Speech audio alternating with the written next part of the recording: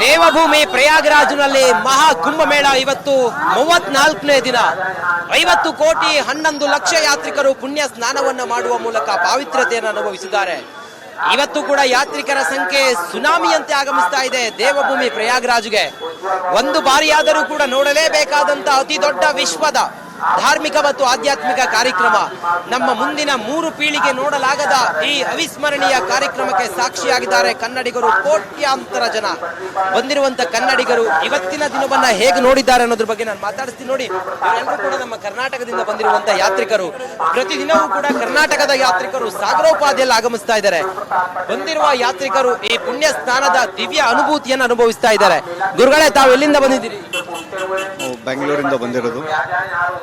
So ಇದೇನಂದ್ರೆ 144 ವರ್ಷಕ್ಕೆ ನಡೆಯುವಂಥ ಮಹಾಕುಂಭ ಏನಕ್ಕಂತ ಹೇಳ್ತೀವಿ ಅಂದರೆ, ಯಾವಾಗ ಸೈನ್ಸ್ ಅಂತ ಅದರಲ್ಲಿ ತಗೊಂಡ್ರೆ, ಯಾಕಂದ್ರೆ ನಮ್ಮ ಹಿಂದೂ ರಿಲಿಜಿಯನ್ ಯಾವುದೇ ಇದ್ರೂ ಒಂದು ವಿಜ್ಞಾನದ ಆಧಾರಿತ ಮೇಲೆ ಇರುತ್ತೆ. ಈಗ 144 ವರ್ಷ ಏನಂದ್ರೆ, ಒಂದು ಸೂರ್ಯ ತನ್ನ ಸುತ್ತುಗಳನ್ನು ಒಂದು ಸಾರಿ 12 ಪ್ಲಾನೆಟ್ ಅನ್ನು ಮುಗಿಸಿದಾಗ ಒಂದು ನಾವು ಪೂರ್ಣ ಕುಂಭ ಅಂತ ತಗೊಳ್ತೇವೆ. ಅದು 12 × 12 ಅಂದ್ರೆ 144 ವರ್ಷ ಆದಾಗ ಅದನ್ನ ಮಹಾಕುಂಭ ಅಂತ ತಗೊಳ್ತೀವಿ. ಯಾಕೆ ಇವಾಗೆ ಮಹಾಕುಂಭ ಅಂತ ತಗೊಳ್ತೀವಿ ಅಂದ್ರೆ, ಯಾವಾಗ ರವಿ ಮತ್ತು ಚಂದ್ರ ಮತ್ತು ಗುರು ಕುಂಭ ರಾಶಿಯಲ್ಲಿ ಕೂಡ್ತಾನೆ ಅಂದ್ರೆ ಅದನ್ನ ಆಸ್ಪಿಷಿಯಸ್ ಟೈಮ್ ಅಂತ ತಗೊಳ್ತೀವಿ ನಾವು. ಬೇಸಿಕಲಿ ಇದು ಸೈಂಟಿಫಿಕ್ ಟೆಕ್ನಿಕಲ್ ರೀಸನ್. ಸೊ ಹಾಗಾಗಿ ನಮ್ಮ ಯಾವುದೇ ಒಂದು ಸನಾತನ ಧರ್ಮ ಮಾಡಿದ್ರು ಪ್ರತಿಯೊಂದು ರಿಚುವಲ್ಸು ಬಹಳ ಒಂದು ವಿಜ್ಞಾನ ಆಧಾರಿತವಾದ ಇದ್ರ ಮೇಲೇ ಡೆವಲಪ್ ಆಗಿದೆ. ಈಗ ನನಗೆ 18 ದೇಶದಲ್ಲಿ ಶಿಷ್ಯರಿದ್ದಾರೆ. 18 ದೇಶದಲ್ಲಿ ಅದರಲ್ಲಿ ಆಲ್ಮೋಸ್ಟ್ 23 ಜನ 48 ದಿನ ಒಂದು ಕುಂಭ ಒಂದು ಮಂಡಲ ಅಂದ್ರೆ ನಮ್ಮ ಶಾಸ್ತ್ರದಲ್ಲಿ ಒಂದು ಮಂಡಲ ಅಂದ್ರೆ 48 ದಿನ ಅಂತ ತಗೊಳ್ತೇವೆ. ಈಗ 48 ದಿನ ಒಂದು ಮಂಡಲನ್ನು ಮುಗಿಸ್ಕೊಂಡು ವಾಪಸ್ ಹೋದ್ರು. ಅವ್ರು ಹೇಳ್ತಾ ಇರೋದಿಷ್ಟೇ, ನಥಿಂಗ್ ಗ್ರೇಟರ್ ದನ್ ಹಿಂದೂ ಸನಾತನ ಧರ್ಮ. ಯಾಕಂದ್ರೆ ಅವರು ಒಂದು ಡಿಪ್ ಅಂತ ಯಾಕೆ ತಗೊಳ್ಬೇಕು ಅಂತಂದ್ರೆ, ಗಂಗಾ ನದಿಯಲ್ಲಿ ಬಿದ್ದ ತಕ್ಷಣ ಏನಾಗುತ್ತೆ ಅನ್ನೋದಕ್ಕೆ ಉತ್ತರ ಕೊಡ್ತಾನೆ. ಒಂದು ಸಾರಿ ನೀವು ಅಲ್ಲಿ ಪವಿತ್ರ ಸ್ನಾನ ಮಾಡಿದಾಗ ಈ ಮುಹೂರ್ತದಲ್ಲಿ ನಿಮಗೆ ಅನ್ಸೋದು ಒಂದೇ, ಜೀವನದಲ್ಲಿ ಏನೂ ಇಲ್ಲ, ಎಷ್ಟು ಕೆಳ ಹಂತದವಾಗಿ ನಾವು ಬೆಳಿಬೋದು ಅಷ್ಟರ ಮಟ್ಟಿಗೆ ಬಹಳ ಕಾಮನ್ ಮನುಷ್ಯನಾಗಿರ್ಬೇಕಾಗತ್ತೆ. ದುಡ್ಡು, ಆಸ್ತಿ ಮತ್ತು ಎಲ್ಲ ರೀತಿಯಿಂದ ತಗೊಂಡ್ರೆ ಯಾವುದೂ ದೊಡ್ಡದಲ್ಲ. ನೆಮ್ಮದಿಯ ಬದುಕು ಮತ್ತು ಆರೋಗ್ಯ ಬದುಕು ಬಹಳ ದೊಡ್ಡದು. ಕಲಿಯುಗದಾಗ ಏನಂದ್ರೆ, ಒಬ್ಬ ಮನುಷ್ಯ ಈಗ ನಿಮಗೆ ನೌಕರಿ ಬೇಕಂದ್ರೆ ಒಂದು 50,000 ಆರಾಮಾಗಿ ದುಡಿತೀರಿ. ಆದರೆ ಕಲಿಯುಗದಾಗೆ ಪ್ರಾಬ್ಲಮ್ ಇರೋದೇನೆಂದ್ರೆ ನೆಮ್ಮದಿ ಮತ್ತು ಆರೋಗ್ಯ ಇವೆರಡೂ ಸಿಗ್ತಾ ಇಲ್ಲ. ಈಗಿನ ಹೆಚ್ಚಿನ ಜನಸಂಖ್ಯೆ ಯುವ ಪೀಳಿಗೆಗಳನ್ನು ತಗೊಂಡ್ರೆ, ಈಗಿನ ಯುವ ಪೀಳಿಗೆಗಳು ನಾಳೆದ್ರ ಬಗ್ಗೆ ಬಹಳ ಯೋಚನೆ ಮಾಡ್ತಾ ಇದ್ದಾರೆ, ಇವತ್ತಿಂದನ್ನ ಹಾಳು ಮಾಡ್ಕೊಳ್ತಾ ಇದ್ದಾರೆ. ಹಾಗಾಗಿ ಈಗ ನೀವು ಯುವ ಪೀಳಿಗೆಯಲ್ಲಿ ತಗೊಂಡ್ರೆ 50% ಜನಸಂಖ್ಯೆ ಆಂಗ್ಸೈಟಿಯಿಂದ ಸಫರ್ ಆಗ್ತಾ ಇದ್ದಾರೆ. ಏನಕ್ಕಂದ್ರೆ ನಾಳೆ ಅನ್ನೋದನ್ನ ತಲೆ ಕೆಡಿಸ್ಕೊಳ್ತಾ ಇದ್ದಾರೆ ಹೊರತು ಆಮೇಲೆ ಈಗ ಗುರು, ದೈವ ಮತ್ತು ದೇವಸ್ಥಾನ ಅನ್ನೋದು ಇಲ್ಲ.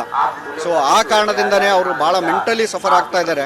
ಎಲ್ಲರಿಗೂ ನಾನು ಯುವ ಪೀಳಿಗೆಗೆ ಹೇಳ್ತಾ ಇರೋದು, ನೀವು ಹಿಂದೂ ಧರ್ಮನ ನಂಬಿ ಗುರು, ದೈವ ಮತ್ತು ದೇವಸ್ಥಾನನ ನಂಬಲೇಬೇಕು. ಕಾರಣ ಇಷ್ಟೇ, ಈಗ ನೀವು 2023 ನಾನು ದುಬೈ ವಿಸಿಟ್ ಮಾಡಿದ್ದೆ.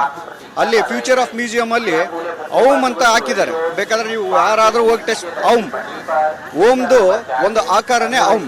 The derivative of Om is the from the Om. Om is a mother for everything. ಜಗತ್ತು ಸನಾತನದತ್ತ ತೆರೆದುಕೊಳ್ತಾ ಇದೆ ಅಂತ 100%. ಯಾಕಂದ್ರೆ ಪ್ರತಿ ಒಂದು ನಮ್ಮ ರಿಚುವಲ್ಸು ಅದ್ರ ಸೈನ್ಸ್ ಇದೆ. ಅದರಿಂದ ಓಂ ಅಂತ ಯಾಕೆ ಚಾಂಟ್ ಮಾಡು ಅಂತ ಹೇಳ್ತೀವಿ ಅಂದ್ರೆ, ನಿಮ್ಮ ಯಾರಿಗೆ ನರ್ವಸ್ ಸಿಸ್ಟಮ್ ಇರುತ್ತೆ. ಇಂಡಿಯಾದಾಗ ನೋಡಿ ಪಾರ್ಕಿನ್ಸನ್ಸ್ ಇಲ್ಲ, ಆದ್ರೆ ವೆಸ್ಟರ್ನ್ ಕಲ್ಚರ್ ಅಲ್ಲಿ ಇದೆ. ಯಾಕಂದ್ರೆ ನಾವು ಓಂ ಅನ್ನೋದು ಯಾವುದೋ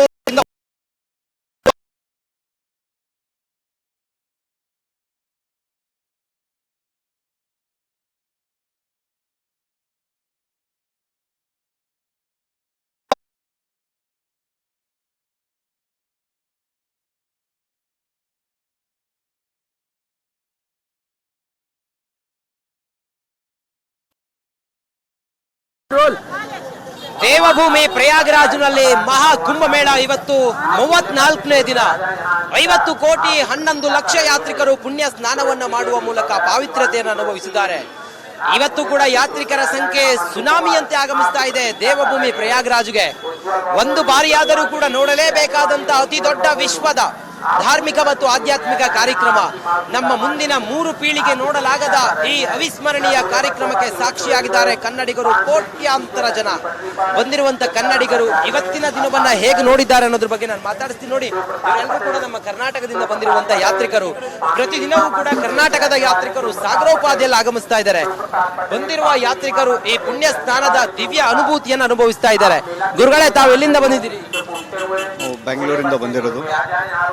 ಸೊ ಇದೇನಂದ್ರೆ 144 ವರ್ಷಕ್ಕೆ ನಡೆಯುವಂಥ ಮಹಾಕುಂಭ ಏನಕ್ಕಂತ ಹೇಳ್ತೀವಿ ಅಂದ್ರೆ, ಯಾವಾಗ ಸೈನ್ಸ್ ಅಂತ ಅದರಲ್ಲಿ ತಗೊಂಡ್ರೆ, ಯಾಕಂದ್ರೆ ನಮ್ಮ ಹಿಂದೂ ರಿಲಿಜಿಯನ್ ಯಾವುದೇ ಇದ್ರೂ ಒಂದು ವಿಜ್ಞಾನದ ಆಧಾರಿತ ಮೇಲೆ ಇರುತ್ತೆ. ಈಗ 144 ವರ್ಷ ಏನಂದ್ರೆ, ಒಂದು ಸೂರ್ಯ ತನ್ನ ಸುತ್ತುಗಳನ್ನು ಒಂದು ಸಾರಿ 12 ಪ್ಲಾನೆಟ್ ಅನ್ನು ಮುಗಿಸಿದಾಗ ಒಂದು ನಾವು ಪೂರ್ಣ ಕುಂಭ ಅಂತ ತಗೊಳ್ತೇವೆ. ಅದು 12 × 12 ಅಂದ್ರೆ 144 ವರ್ಷ ಆದಾಗ ಅದನ್ನ ಮಹಾಕುಂಭ ಅಂತ ತಗೊಳ್ತೀವಿ. ಯಾಕೆ ಇವಾಗೆ ಮಹಾಕುಂಭ ಅಂತ ತಗೊಳ್ತೀವಿ ಅಂದ್ರೆ, ಯಾವಾಗ ರವಿ ಮತ್ತು ಚಂದ್ರ ಮತ್ತು ಗುರು ಕುಂಭ ರಾಶಿಯಲ್ಲಿ ಕೂಡ್ತಾನೆ ಅಂದ್ರೆ ಅದನ್ನ ಆಸ್ಪಿಷಿಯಸ್ ಟೈಮ್ ಅಂತ ತಗೊಳ್ತೀವಿ ನಾವು. ಬೇಸಿಕಲಿ ಇದು ಸೈಂಟಿಫಿಕ್ ಟೆಕ್ನಿಕಲ್ ರೀಸನ್.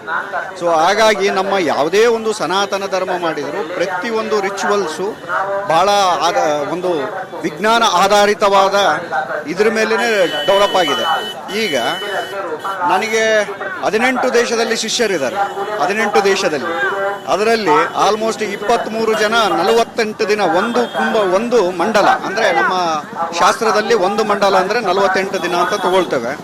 ಈಗ 48 ದಿನ ಒಂದು ಮಂಡಲನ ಮುಗಿಸ್ಕೊಂಡು ವಾಪಸ್ ಹೋದ್ರು. ಅವ್ರು ಹೇಳ್ತಾ ಇರೋದಿಷ್ಟೇ, ನಥಿಂಗ್ ಗ್ರೇಟರ್ ದನ್ ಹಿಂದೂ ಸನಾತನ ಧರ್ಮ. ಯಾಕಂದ್ರೆ ಅವರು ಒಂದು ಡಿಪ್ ಅಂತ ಯಾಕೆ ತಗೊಳ್ಬೇಕು ಅಂತಂದ್ರೆ, ಗಂಗಾ ನದಿಯಲ್ಲಿ ಬಿದ್ದ ತಕ್ಷಣ ಏನಾಗುತ್ತೆ ಅನ್ನೋದಕ್ಕೆ ಉತ್ತರ ಕೊಡ್ತಾನೆ. ಒಂದು ಸಾರಿ ನೀವು ಅಲ್ಲಿ ಪವಿತ್ರ ಸ್ನಾನ ಮಾಡಿದಾಗ ಈ ಮುಹೂರ್ತದಲ್ಲಿ ನಿಮಗೆ ಅನ್ಸೋದು ಒಂದೇ, ಜೀವನದಲ್ಲಿ ಏನೂ ಇಲ್ಲ, ಎಷ್ಟು ಕೆಳ ಹಂತದವಾಗಿ ನಾವು ಬೆಳಿಬೋದು ಅಷ್ಟರ ಮಟ್ಟಿಗೆ ಬಹಳ ಕಾಮನ್ ಮನುಷ್ಯನಾಗಿರ್ಬೇಕಾಗತ್ತೆ. ದುಡ್ಡು, ಆಸ್ತಿ ಮತ್ತು ಎಲ್ಲ ರೀತಿಯಿಂದ ತಗೊಂಡ್ರೆ ಯಾವುದೂ ದೊಡ್ಡದಲ್ಲ. ನೆಮ್ಮದಿಯ ಬದುಕು ಮತ್ತು ಆರೋಗ್ಯ ಬದುಕು ಬಹಳ ದೊಡ್ಡದು. ಕಲಿಯುಗದಾಗ ಏನಂದ್ರೆ, ಒಬ್ಬ ಮನುಷ್ಯ ಈಗ ನಿಮಗೆ ನೌಕರಿ ಬೇಕಂದ್ರೆ ಒಂದು 50,000 ಆರಾಮಾಗಿ ದುಡಿತೀರಿ. ಆದರೆ ಕಲಿಯುಗದಾಗೆ ಪ್ರಾಬ್ಲಮ್ ಇರೋದೇನೆಂದ್ರೆ ನೆಮ್ಮದಿ ಮತ್ತು ಆರೋಗ್ಯ ಇವೆರಡೂ ಸಿಗ್ತಾ ಇಲ್ಲ. ಈಗಿನ ಹೆಚ್ಚಿನ ಜನಸಂಖ್ಯೆ ಯುವ ಪೀಳಿಗೆಗಳನ್ನು ತಗೊಂಡ್ರೆ, ಈಗಿನ ಯುವ ಪೀಳಿಗೆಗಳು ನಾಳೆದ್ರ ಬಗ್ಗೆ ಬಹಳ ಯೋಚನೆ ಮಾಡ್ತಾ ಇದ್ದಾರೆ, ಇವತ್ತಿಂದನ್ನ ಹಾಳು ಮಾಡ್ಕೊಳ್ತಾ ಇದ್ದಾರೆ. ಹಾಗಾಗಿ ಈಗ ನೀವು ಯುವ ಪೀಳಿಗೆಯಲ್ಲಿ ತಗೊಂಡ್ರೆ 50% ಜನಸಂಖ್ಯೆ ಆಂಗ್ಸೈಟಿಯಿಂದ ಸಫರ್ ಆಗ್ತಾ ಇದ್ದಾರೆ. ಏನಕ್ಕಂದ್ರೆ ನಾಳೆ ಅನ್ನೋದನ್ನ ತಲೆಗೆಡಿಸ್ಕೊಳ್ತಾ ಇದ್ದಾರೆ ಹೊರತು ಆಮೇಲೆ ಈಗ ಗುರು, ದೈವ ಮತ್ತು ದೇವಸ್ಥಾನ ಅನ್ನೋದು ಇಲ್ಲ. ಸೊ ಆ ಕಾರಣದಿಂದನೇ ಅವರು ಬಹಳ ಮೆಂಟಲಿ ಸಫರ್ ಆಗ್ತಾ ಇದ್ದಾರೆ.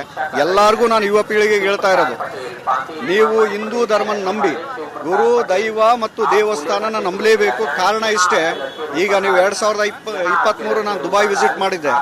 ಅಲ್ಲಿ ಫ್ಯೂಚರ್ ಆಫ್ ಮ್ಯೂಸಿಯಂ ಅಲ್ಲಿ ಓಂ ಅಂತ ಹಾಕಿದ್ದಾರೆ. ಬೇಕಾದ್ರೆ ನೀವು ಯಾರಾದ್ರೂ ಹೋಗಿ ಟೆಸ್ಟ್, ಓಮ್ದು ಒಂದು ಆಕಾರನೇ ಓಂ.